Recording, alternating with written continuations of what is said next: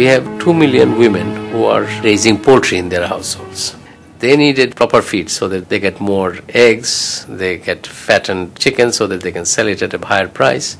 So we set up a feed mill. In fact, we have got 3 feed mills. Once we got into feeds, we looked at what Bangladesh produces.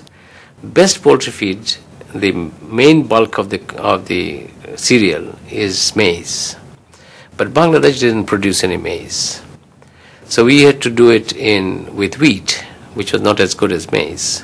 So in 1991, for the first time in Bangladesh, we imported 5 tons of maize seeds, hybrid seeds, from Australia and gave it to farmers. And we said that, all right, you grow maize. If there is no market for your products, we'll buy all your maize at 6 taka per kilo. But none of them came to us. They could sell it at higher price. Next year, we imported 50 tons. And the next year, we got 200 tons. So next year, we thought that why do we import all these hybrid maize seeds ourselves? We go into joint venture with the Australians. So we produce about 700, 800 tons annually, 2/3 of Bangladesh's hybrid maize seeds. The reason we have done that is because if we didn't do this, ultimately our poultry industry will not grow. The maize has to be produced in this country at a low enough price so that we can compete with Thailand, Malaysia, who export poultry to Japan and France and so on. So we have looked at poultry not only in terms of poverty alleviation program for the poor women who was going to have 9 hens and 1 cock, but also industry as a whole. Poultry industry in Bangladesh is developing because the maize is now available in the countryside. The other area in poultry that we looked at was high mortality of poultry. Unless you are able to immunize poultry from various diseases that we have in the villages, it is a very uncertain kind of business.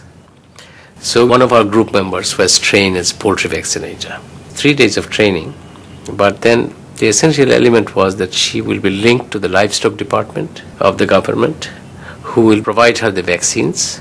She will bring the vaccine to the village early in the morning so that she can vaccinate all the hens and cocks and then get paid for it. But cold chain maintenance is a problem. Vaccine has to be kept under a cold chain. So we devised a system, but that if she puts the vaccine in a ripe banana, it'll keep the temperature at the same level. The banana is a good insulator. So that's one area that we developed, and we had about 49,000 women who were trained in poultry vaccination. So that brought down the poultry mortality in the countryside. And then, of course, we started giving them hybrid hens and cocks. So instead of 60 eggs a year, you get 280 eggs a year. So that has improved dramatically, and also income in the villages.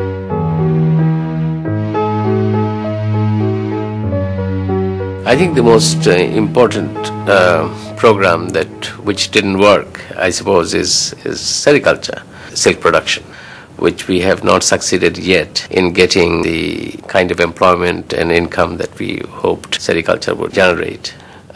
We started in one area, and then it did quite well. We trained the silk worm rearers, the spinners and the weavers in an area where traditionally silk was not produced.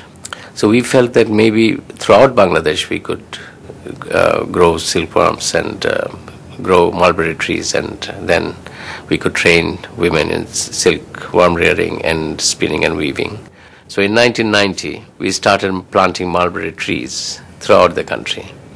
From 1991 to 1995, we planted 25 million mulberry trees in 13,000 kilometers of roadside verges. And then we hired about 10,000 women to look after these trees. We provided them 90 kilograms of wheat per month, which was provided by WFP, World Food Program. We also started training women in silkworm rearing and spinning and weaving. But ultimately what happened, the program didn't succeed. 1998 we had a big flood where almost 90% of the country was underwater. And the water was there for more than 30 days, and most of our silk mulberry plants was destroyed. But then there was another problem. China started dumping silk in Bangladesh and India and Thailand and so on at a very low price. But Chinese prices are going up right now. And we are hoping that if Chinese yuan is revalued, then the prices of Chinese silk will go up a bit further, and then our silk will become much more competitive.